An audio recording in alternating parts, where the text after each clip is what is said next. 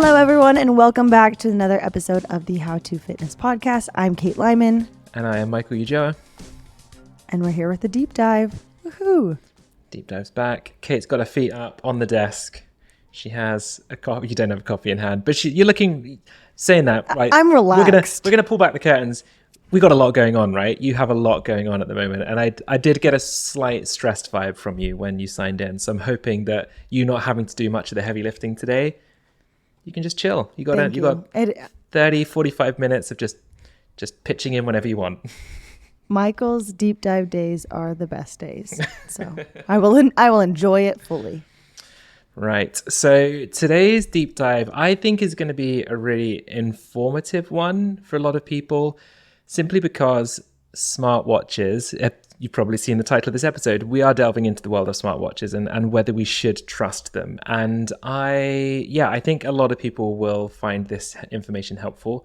I think that people rely too much on a smartwatch in some senses. I love having a smartwatch. I use mine all the time. I've recently switched up from Garmin to Apple, which we will talk about in a little bit more as well. But first of all, Kate, you're a Fitbit person, right? We've spoken about this quite a lot. Fitbit. Wait, can I tell you a funny little story that is just timely? So over the weekend, it was Mother's Day. And a few weeks ago, Kenny said, "Hey, do I need to get you a gift for Mother's Day?" And I said, "Oh, absolutely." You do, Kenny. Come on. I tore myself in two for this child, so yeah, you definitely do. And my Fitbit, it's like 4 or 5 years old actually, so I could use another one. It's not holding its charge anymore, and the screen, the colors are kind of just disappearing, so I can only see some of the colors. Basically, it's on its last leg. So I said, I could use another smartwatch, and I know he likes to do research and find the best thing out there. And I said, I'm not even stuck on Fitbit. If you find a better one for my needs, then cool. And on Friday, which was Mexican Mother's Day, he gives me a gift, and it was a Kindle, a Kindle Paperwhite. And I was like, Kenny, thank you. I already have a Kindle. And he was like, but your Kindle isn't holding charge much. But we're talking like 5 days. Like my Kindle's holding charge for 5 days instead of 2 weeks. But my watch used to hold charge for like 2 weeks, and now it's like 1 day. And I was like, thank you for this gift. Now I'm going to have to buy me a smartwatch. I still need a new smartwatch. That's very... Thank you for the gift, Kenny. That is very kind. It's interestingly, I didn't realize that Fitbit it's in a bit of a decline. I don't know if you've kind of been following... No, I didn't know that. So, because it's made by Google, is that right? I think they're like Google's smartwatch, I believe. Yeah. So, and they've really pulled back on the smartwatch technology, and they've started reining back a lot of the things that you can do with smartwatches. And I feel like maybe now's not the time to go Fitbit again, Kate. It might be time to branch out. That's kind of what I was getting at too, because I don't feel like they've made advancements in what they do, but it's almost a pro to me because I use it for very basic, like mostly I use it to tell time. And then I record my steps and my workouts. Back when I was running or biking or stuff, I can connect Strava to it. But now I don't do that stuff as much. So it's like, I just need a basic one. Yeah. And I want it to look sleek. That's what I'm going for. I quite like the Garmin. Some of the Garmins look quite sleek. Like they don't look like a smartwatch a lot of the time. And people quite like that. So anyway, we will delve into this. I've got a kind of a nice little table about kind of the most popular smartwatches. And Fitbit, it's not on the list of top 10, I believe. So I think they're slowly pulling back. Sorry, Kate. Well, you're going to change my mind and do my research for me all in one episode. Because now I have to buy myself a new smartwatch. Yeah, so we can put it through the business. It's an important business expense there, Kate. So I recently switched from Garmin to Apple. I'd used Garmin for a few years and they were great. I really liked it. It did everything I wanted it to. I just prefer the functionality of an Apple Watch in terms of using it for like work related things like messaging and calls and stuff. And I did a post about this a little while ago, and someone commented saying that I am not a, quote, serious athlete because I was using an Apple Watch to track my workouts. And it just was really funny to me that that was the barometer of what they needed to say whether you're an athlete, as if like all athletes of all time have only ever used a Garmin, you know? So yeah, people can get quite cliquey, quite tribal, as with most things fitness. So I'm coming into this open-minded. I have no judgment. I don't care what watch you use. They're all pretty good now. They all do things that they give us far more data than we are ever going to need. So a lot of the time I'm like, if you think it looks cool, just buy it, because it's going to be pretty good. But we'll delve into a little bit more of kind of popular things, which is most popular, what tools are maybe quite helpful, which are a bit less helpful, and hopefully people can come away from this episode feeling a little bit more informed and know how to use their watch correctly and maybe safely as well. Ooh, that's exactly what I want. Let's do it. Yeah, so I found a really cool website actually, which we will we'll maybe link in the show notes, or kind of message me and I can send people the research from this, because I know that we try and cram a lot of stuff into the show notes, so we don't always manage to fit in all the links. But this basically analyzed all the smartwatch statistics 2024, and it basically tracks smartwatch usage in different countries around the world. And I know, Kate, you are a massive stat nerd, as much as I am. Yep. So strap yourself in. We've got some stats. So, so actually, I'm going to ask you a question first. Which country in the world do you think the most amount of people use a smartwatch? Japan? No. Oh, I was just thinking how technologically advanced they are. Yeah, so I don't know why this surprised me, but it did. I think just because you don't really hear about this country as much in terms of maybe the fitness scene, or maybe I'm kind of being completely wrong here. And it is Poland. The most amount of smartwatch users in the world live in Poland. And it's like double that of in the US. Wow. Okay. Yeah. So there we go. That So feels very surprising. But also, to your point, I know literally nothing of Poland. So Poland that's on me. is an amazing country. We went to Poland 7-8 years ago. Loved it. We went to Krakow and I thoroughly recommend it. There we go. Really? Okay. Yeah, lovely country. In my mind, it's like cold place. We went in the summer. It was okay. But yeah, people were lovely. Food was great. Beer was very cheap, if that's your thing. It's, great country. So, but yeah, anyway, moving on. 12.2% of Americans use a smartwatch or a fitness tracker, and 15% of those in the UK do. And the smartwatch industry is valued at $50 billion this year, 2024. And they believe that it is set to reach $143 billion by 2032. The market is predicted to grow at a compound annual growth of around 15.6% between now and 2032. So they're popular and they're getting more and more popular. So that's why I thought this episode was quite cool, because there's so many things on the watches that they tell us are really important, but a lot of them are not very accurate or reliable. And it's believed kind of the increasing trend of kind of health consciousness is one of the most significant drivers around people using smartwatches. And 92% of people use smartwatches to maintain their health and fitness is kind of the main driver of people using them. And 88% of the people reported that smartwatches helped them to achieve a fitness goal. And 42% of smartwatch users have discussed the data collected through their smartwatches with their healthcare providers. And then there's lots of watches at the moment now which will tell you many scary things of if you're getting atrial fibrillation or anything like that. So the use of them is so wide now. And then we're going to kind of delve into all the different aspects of that in a second. And I've got a really cool table here, Kate, as I said, of the most popular smartwatches at the moment, or kind of what the market share of them is. And by far the most popular is still Apple. It's got about 30% of the market share. Samsung, 10%. Huawei, how do you pronounce it? Huawei. Thank you very Huawei. much. And I'm really interested in a Huawei watch. But do you know this is a Chinese company. Mm-hmm. So we don't have them in the US.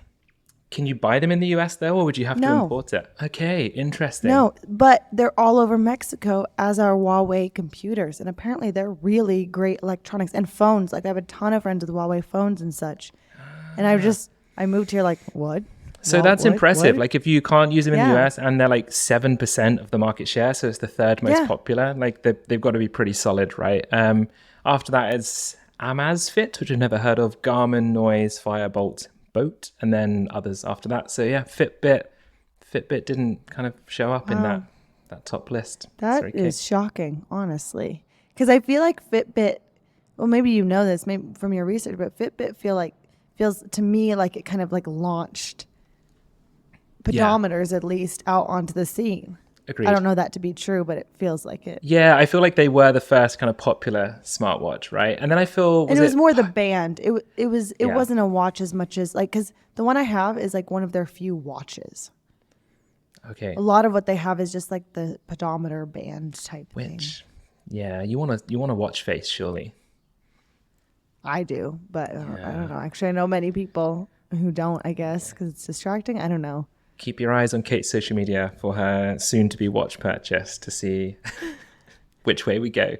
It's okay. So in what ways are people using smartwatches? So there are many additional uses, but the main reasons often mentioned for why people want to use a smartwatch are tracking steps, tracking sleep, monitoring heart rate and other health metrics, and calorie burn.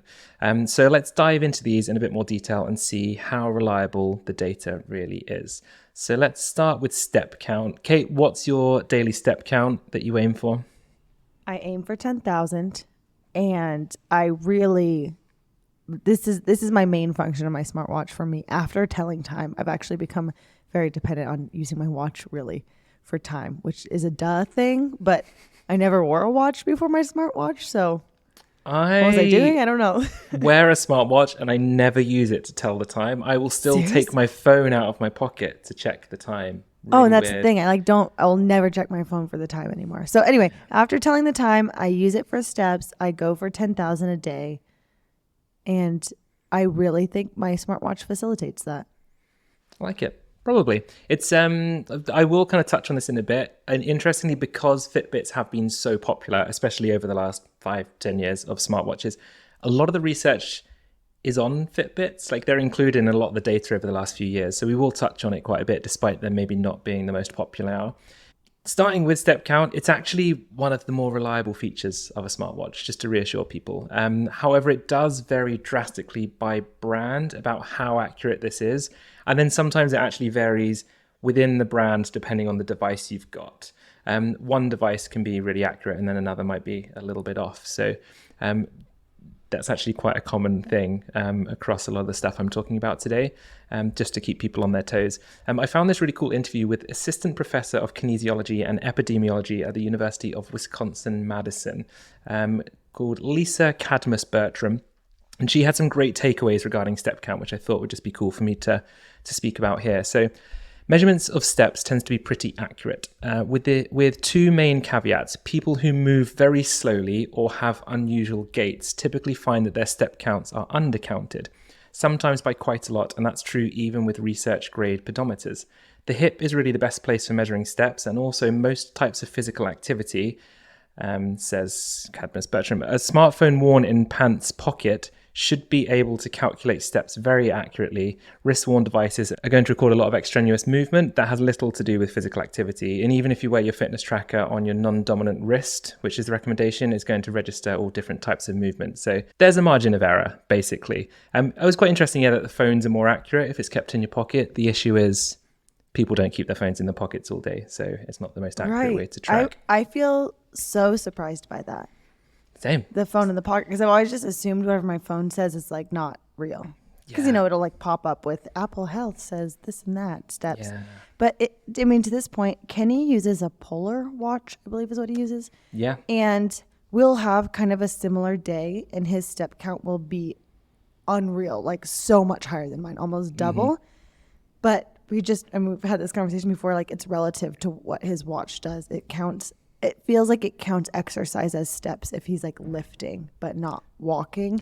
And I feel like my watch literally only counts steps, because even if I go on a bike ride or something, I'm going to come back with the same amount of steps, whereas his watch is going to like have counted it as steps. So it can't take away awareness, right? Like we have to be aware and just understand how to use this data in a relative way. So so when we were in Valencia, me and Kenny, we went for a half marathon run, and I finished my half marathon run maybe like 300 meters before Kenny did, even though we were next to each other the entire way as well. So I kind of ran extra and felt like it was very unnecessary.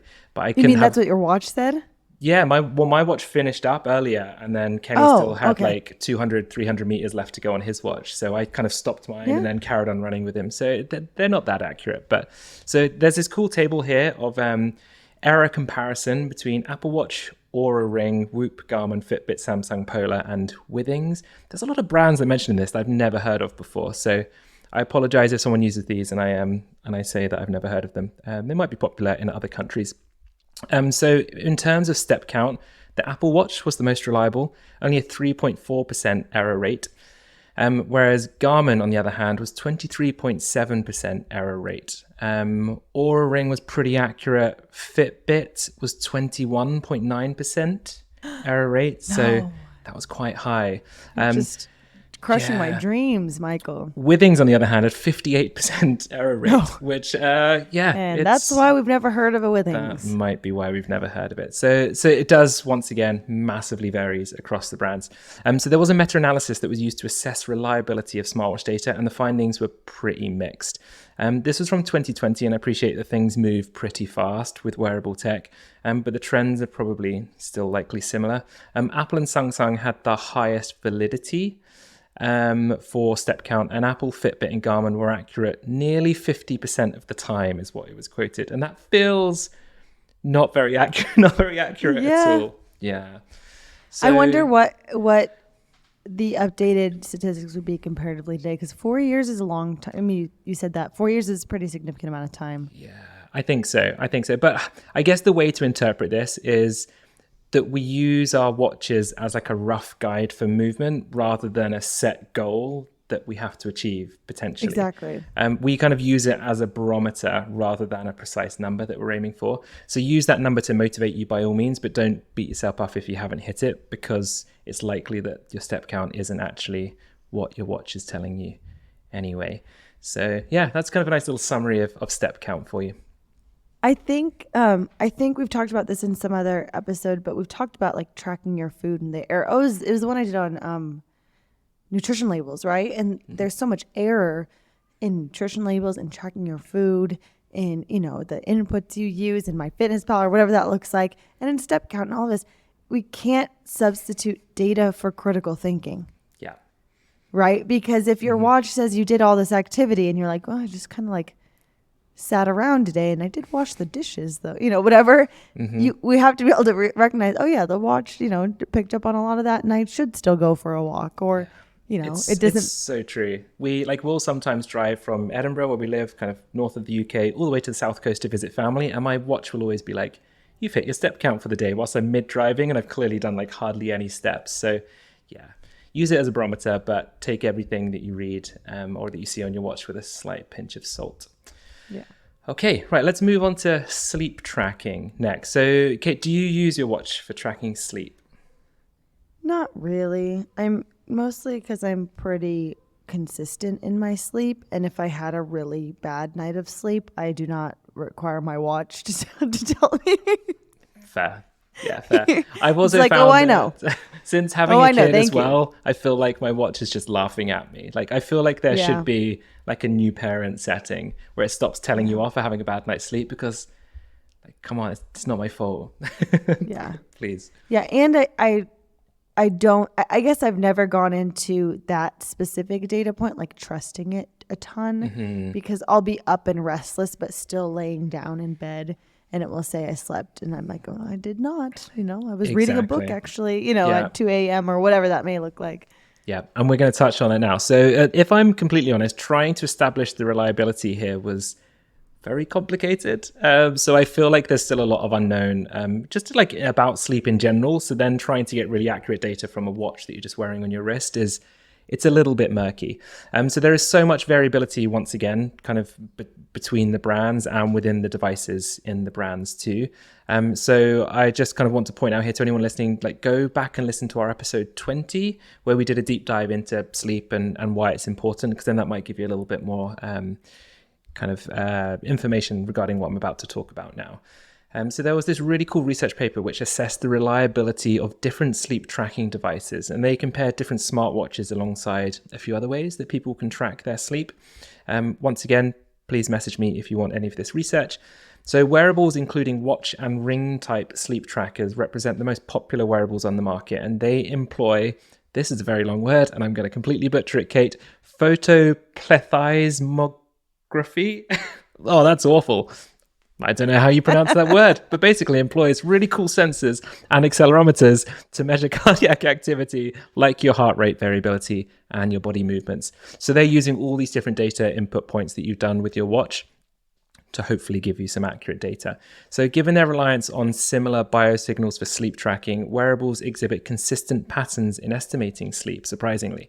So first, most wearables generally overestimate sleep by misclassifying wake stages, leading to a substantial negative proportion bias in estimating kind of how efficient your sleep is, which results in worse performance for the individual. So the belief is that due to the devices relying on monitoring your movement to assess when you've started sleeping, for example, Kate just mentioned there, we'll be lying in bed, maybe reading a book or trying to fall asleep, and your watch thinks that you've started your sleep cycle when you haven't. So as a result, these periods of wakefulness can tend to be a little bit misrepresented.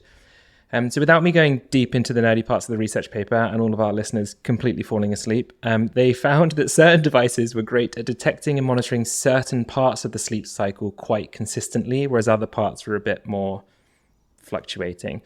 So they tend to be more reliable at tracking deep sleep cycles rather than the lighter sleep cycles. But once again, this varied across the brands and the different devices too. So just to kind of quote the research here, Google Pixel Watch, Galaxy Watch 5 and Fitbit Sense 2 demonstrated competitive performance among wearables, whilst other devices like Amazon Halo Rise and Sleep Routine stood out among nearables and airables, respectively, which I discovered are other ways you can track your sleep, like little devices you put on your bed or under your pillow or a mat you lie on. There's loads of different ways that you can do it, and I thought that was really cool. Interesting. Yeah. All of that makes sense to me, because I feel like if I look at my sleep breakdown, I'm going to see what time I got into bed and what time I got out of bed. And that doesn't mean like how long before I fell asleep because I read, or if I was up with Milo in the night. Mm-hmm. That's why when I look at it, I'm like, who knows? It just says 6 every night. Yeah, same. I always quite liked with Garmin, it gave you like a sleep score, which I quite liked. But then once again, how reliable is it? So I guess the next question is, how do we use this sleep data? So I just want to highlight something I said a couple of minutes ago, which is, given their reliance on similar biosignals for sleep tracking, wearables exhibit consistent patterns in estimating sleep stages. And this is how I would recommend that listeners use this data for their watches. They're consistent in spotting patterns. So length of different sleep stages will vary from person to person, and knowing exactly how long one sleep stage or one sleep cycle isn't that helpful. But if you want to use this data, then I would use it to look at trends of how things are shifting over time. Are you getting a bit less deep sleep than you were last month? Is your overall sleep length shorter now than it once was? Use this information to alter your behaviors, and then see whether the changes to lifestyle habits or sleep hygiene habits then make an impact on the data that's maybe a bit more reliable. That's it. That's perfect, because, I mean, to my point, I'm not saying it's useless data. It's just, like you said, take it with a grain of salt. And that is the way to look at it. Look at the patterns over time. I think that's true for all data we utilize in our lives. Yeah. Because if we get too hung up on it, we're going to like convince ourselves we had a bad night of sleep because the watch said so. Or it's so true that. And psychologically it does happen, because I'll look at it, I'll be like, oh, I feel quite good. And I look at my watch and it says, oh, you had a bad night's sleep. And I'm like, oh, I must be tired today. Right. So yeah, so it's fine. Like, look at the data and just be like, oh, that's cool, that's interesting, and then move on and control the things that you do actually have control over. Try not to overthink it. I can remember first getting a smartwatch. This was probably 2016, maybe 2015, 16, when I got maybe before that, I don't know, when I got my first smartwatch. And I remember getting so tripped up. I wake up like, I had a great, ready to go. And then I look at my watch and I'm like, oh my gosh, I didn't sleep. I'm so tired, and it just gets in your head. Yeah. And I think it was that first experience with my first smartwatch where I was like, I can't look at this sleep stuff because that's going to mess with me. Yeah, I've only really just started to look at it again now that I'm touching wood here, because this could change any day. But my son feels like he's sleeping a bit more consistently at the moment. And now I'm like, okay, I can start looking at the data and looking at trends again. Whereas before, there just was no point because I had no control over it. You talked a little bit about reliability across different brands, but I guess I've been under the impression that like Oura Ring and Whoop are more accurate when it comes to sleep. At least the Oura Ring. Do you know if that's the Oura true? Ring was like that seemed actually to be pretty reliable. I'm not sure about Whoop. I'm a bit confused by Whoop. I didn't realize that Whoop didn't do step count, and that annoys me. And it doesn't have a clock. What's this all I've about? literally never been interested in a Whoop because I'm like, you're going to put this thing on my wrist and then not tell me the time or my steps. That's all I want. I appreciate, I'm sure that some listeners are going to start shouting at their phone as soon as they say this. But the biggest advocates I see of Whoop devices are people that have discount codes for Whoop watches, you know, like, and I could be making a brutal sweeping statement there, but I don't know. I feel like everything that it provides, you have to pay like a monthly fee, I believe, with Whoop as well. Like, I feel like that can be provided by other watches that give you as much, if not more data. So I'm a bit confused by the brand, if I'm honest. I am too. I don't have much to say on it. In the check-in format I use with my clients, they can sync their wearables. And so I do see a lot of people's data, whether it's Apple Watch or Fitbit or Whoop or whatever. And the Whoop gives us so much. Like, I don't really look at it because it's so much. Yeah, it's a lot of data. It's like all these different metrics of heart rate variability. And I'm like, okay, well, that's for you to look at. Like, I don't need that. Do you know what? This is another reason I actually was more than happy to switch back to Apple Watch. The amount of data that Garmin gave me, like, I feel like I was doing a lot of exercise. I was swimming, cycling, running a lot, strength training, trying to have as much control as I could throughout like a brutal training cycle for the Ironman event I didn't do. But I feel like it gave me so much data that I just didn't need to know. So I kind of thought like, okay, I'm maybe going to Apple, which gives you a little less data, but it still gives me way more than I actually care to look at. Yeah. So yeah, don't get too hung up on the watch you use. Like, honestly, they're all just point so for Fitbit, which doesn't give you all that. So there's that. I love the point for Fitbit is it doesn't do very much. Love it. Yeah, it's right. I love how much you're in Fitbit's corner, Kate. We need to get you a discount code. Right. So we're going to move on to heart rate monitoring. And I feel like we need to split this into two parts. So we're going to put heart rate monitoring when exercising, heart rate monitoring when not exercising. So in short, smartwatches now are getting better and better, and monitoring heart rate is actually incredibly accurate when we're not exercising or exercising intensely. Many smartwatches will attest to monitoring irregular heart rhythms, but it seems the reliability of this data just isn't quite there yet. There was actually a really cool research paper that I was looking at whilst doing the research for this episode, which looked into the accuracy of monitoring heart rate and atrial fibrillation in stroke patients. The heart rate monitoring was really accurate. However, the atrial fibrillation monitoring was less so. And I actually watched a really cool interview on YouTube with Dr. Mike. You probably know who Dr. Mike is, right? He's got quite a big following on YouTube and a few other social media platforms. Seems like one of those doctors on social media that kind of feels like he's not championing nonsense and is sticking up for like evidence base. I could be wrong. I apologize if anything slipped through the net. But he was talking about the rise of smartwatch usage and therefore the rise of people going to their doctor with concerns picked up by their smartwatch. The data is a little bit unreliable, and he was saying that many doctors are just completely unsure of how to use and interpret this much information. Like when your clients are coming to you and it's just like, here's everything that my watch is telling me to do. It's like, well, kind of one data point, what do I look at with that?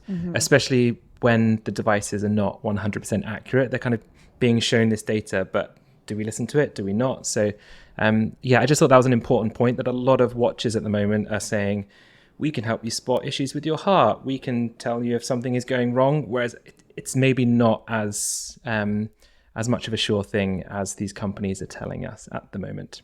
Just a slight cool little insight. That makes sense to me because, I mean, I don't know. Maybe this is like an old school way of thinking, but I'm like, I can't put my life and trust into this little device on my wrist. But I don't know. Maybe because maybe I that's like the Fitbit in me. Maybe.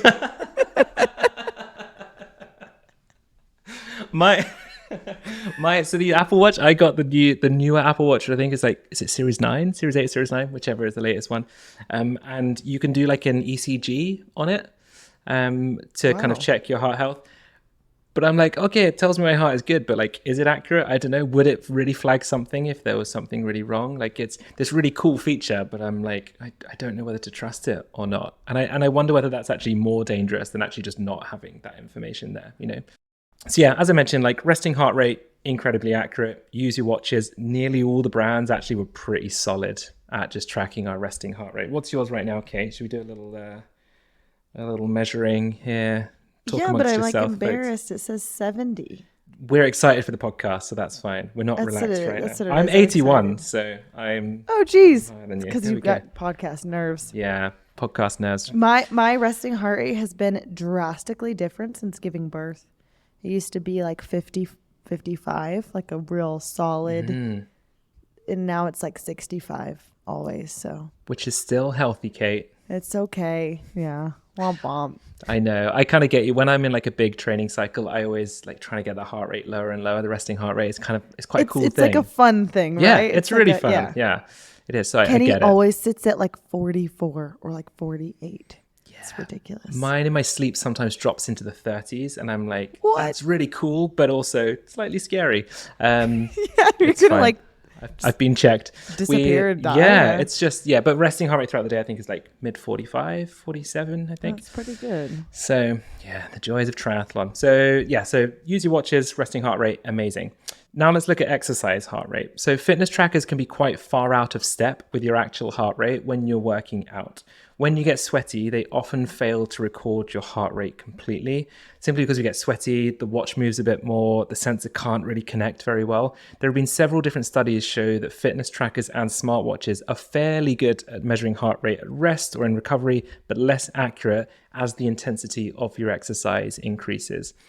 For example, there was a study that looked at the validity and reliability of the Apple Watch for measuring heart rate during exercise. And its kind of overall findings were the Apple Watch heart rate sensor has very good validity during walking, but validity decreases with increasing intensity. So even if we're kind of walking quite slowly, it's pretty sound. Like it is pretty good. But yeah, the more you start moving, the sweatier you get. It's really hard to rely upon it. For most people looking to get a general sense of their heart rate, fitness trackers they're accurate enough, right? Like even if they're not that accurate when you're moving a lot, they'll still give you some pretty good readings.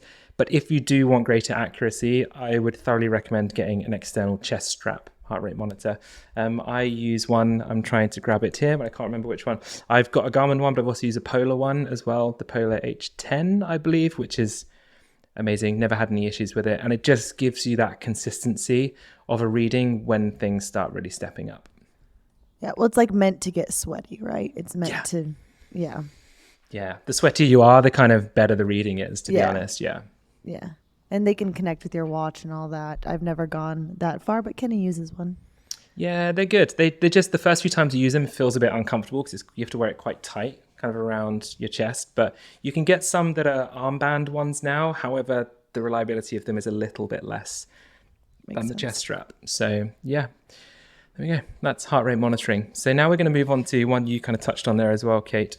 You have your hand up. So I wanted to bring up one thing about the heart rate monitoring, and we don't need to go into all of this, but I've had a lot of clients or even friends, and a lot of friends in my CrossFit era who, you get really focused on how many calories did I burn, how many calories did I burn during this workout. And because our heart rate is often lower in lifting than it is in a cardio workout or like a HIIT workout, there's this false idea that like we're burning more calories in one versus the other. And like, if the goal is to burn calories, cardio is better, right? And we could go into that with a whole episode in and of itself, but these watches can't take into account like epoch, like how many calories we continue to burn after lifting and all of that. And so we really have to take them with a grain of salt because it's just giving us this tiny, tiny glimpse, and a watch on our wrist can't tell us the merit of all the exercise we're doing.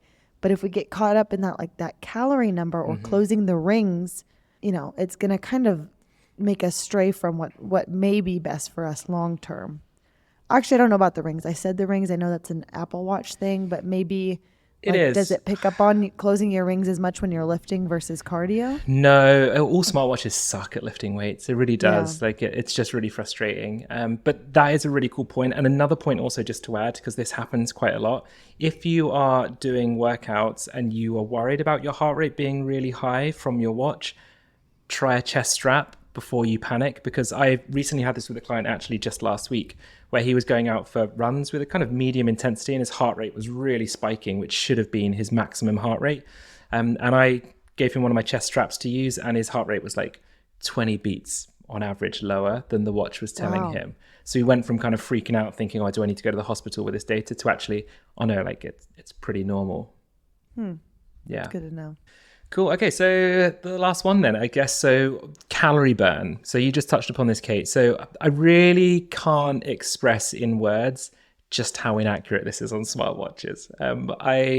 The reason that estimating a calorie burn is so difficult to do is because your watch will make so many assumptions about you. It will ask you lots of questions when you start using the watch and you track with it for some time about kind of age, height, weight, sex, activity levels, but it estimates a few things in terms of like muscle mass, body fat mass. And if it doesn't have accurate data on all of these variable factors, its estimations are just going to be wildly off. And then you couple that with the fact that there is huge variability in monitoring heart rate, step count, and all the things we've just mentioned. It's just never going to be reliable. And I looked into the research here, and it's all just like, yeah, it's rubbish on watches. So I was going to list a load of studies or whatever, but the findings are unanimous across the board, like just don't rely on your smartwatch to give you a calorie burn. So I use the same way we've talked about this, like baseline data or like recognizing the patterns. I've always just used my watch as like, okay, am I at about where it says my typical daily calorie burn is, or way above or way below? And typically it doesn't require a watch to tell me I did way more activity than normal or way less than normal. But I find it to be like a nice little, what you said before, it's a barometer, right? Mm-hmm. Yeah. But for example, my very outdated Fitbit that I'm now recognizing is probably 5 years old. So who knows how much I can even trust this thing. She's getting embarrassed about a Fitbit. Yeah. No, I stay loyal. Says like 2,300 calories is like my goal every day. And so I just know a typical day, like I'm getting a walk in and a little workout is going to get me around there. And then I went bike riding on Saturday and I'm way above, or, a Sunday where I do nothing typically is how my Sundays go. It's way below, and it's just an estimation, right? Yeah, but exactly. Because I have far more information about my metrics than normal people, given my line of work, I know that like my maintenance calories more like 2,500, We can't put too much stock in this, or else we're overriding the knowledge we have about our own bodies. Exactly. Yeah. Yeah, it's so true. And here's a point I also really want to emphasize to anyone listening to this episode about why this is so important, and why I actually put it at the end as well, just so we can kind of hammer it home, is far too many people rely on their watch calorie burn when deciding how many calories they should be eating. And it's infuriating because they are so wrong. So, and also apps like MyFitnessPal will even incorporate it into the app to help you manage your food intake. It's like, oh, you've done a run and burnt 250 calories. Eat 250 calories more today, and it just shouldn't be happening. So please, anyone listening, disable any exercise calories if you're using one of these apps, and please don't ever let your watch dictate how much food you should be eating.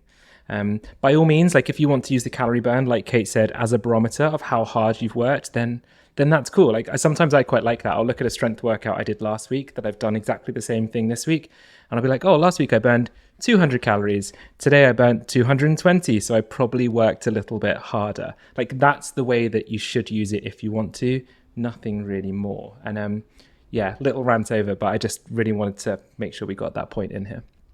Yeah, that's an important one. Cool. So, I know this episode might come across as me bashing smartwatches a lot, but I think we just have to be really sensible with our usage. I just also want to add, in case it didn't come across in the episode, that me and Kate really like using smartwatches. So I think that they absolutely can be part of kind of a healthy relationship with exercise and food, and they can be really informative. I think they're great, and I just think you need to be careful and take everything that they give you with a pinch of salt. And also, I mean, like they've come on in so many leaps and bounds in the space of like 4 or 5 years. I just think this is going to get more and more accurate. So as technology advances and things become more reliable, I'm actually really excited to see where smartwatch usage will be in however many years. Or maybe we won't have a smartwatch. Maybe it will be like VR headsets that will track everything. Who knows? But I'm a tech nerd and I love all this stuff. Too much, Michael. Too much. Sorry. I'm simple, okay? No, I don't feel like this was you bashing smartwatches. I feel like it's a really helpful episode on how to utilize them better. I talk with my clients so much, especially when we're talking about the scale, like, let's not be so in the number that it's like impacting our emotional well-being or our mental well-being.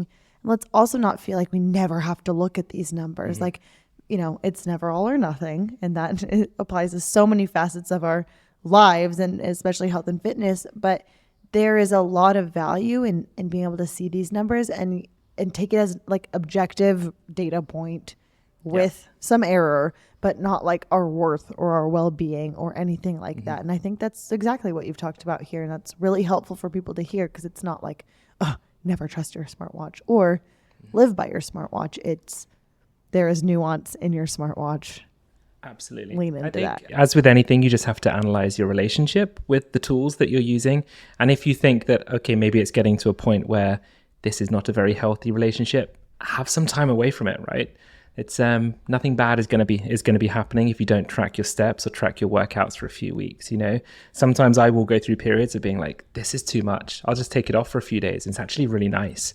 So use it to inform or to aid your decisions that you make with your health, but don't allow your watch to kind of dictate everything that you're doing, because it's just not accurate enough yet. Love it. I learned a lot. Mostly Cool. that I think I need to get an Apple Watch, or that I'm going to check out the Huawei. I think that's my takeaway here. I feel like you should get the Huawei just so that when you go to the US, you can be like, I've got a Huawei, Look at this contraband. Yeah. They might not let you in the country with it. Yeah. I kind of hope you get that one too, just so I can see what it's like, because I don't know anyone who uses it. I'll report back. We'll see. Cool. I'm gonna get it for Kenny for Father's Day. Just pass it to him and then take it off him. Thanks so much, Kenny, for my gift. No, thanks, Kenny. The Kindle was a very kind gift, and you've reminded me I need to replace Emma's Kindle because her battery is dying on it as well, and it just does not last very long at all. Oh, well, hopefully it's received better than I received it. I tried. Cool. Thank you so much for listening, guys. If you have any questions, as always, please reach out to us. And if you enjoy these episodes, please remember to kind of hit the follow button or subscribe button, whatever it is on the platform that you use to listen to your podcast. And we will see you all again soon. Talk soon.